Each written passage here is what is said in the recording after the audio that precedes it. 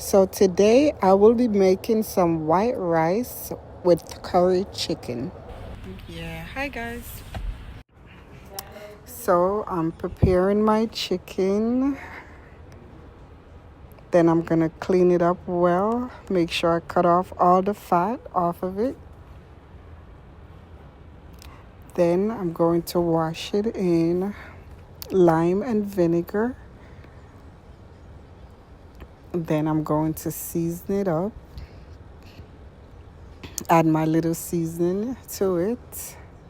Make sure it's well seasoned. There's my little frying pan. Yeah, make sure it's well seasoned. Add some onion. Then I'm gonna pop my little pepper in the pot. I like that pepper flavor in the chicken.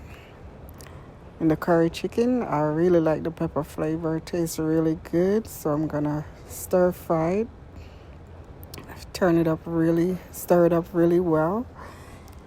And then here's my pot of white rice, and it's done. And voila! There it is. Time for dinner. Yum, yum, yum. Let's eat.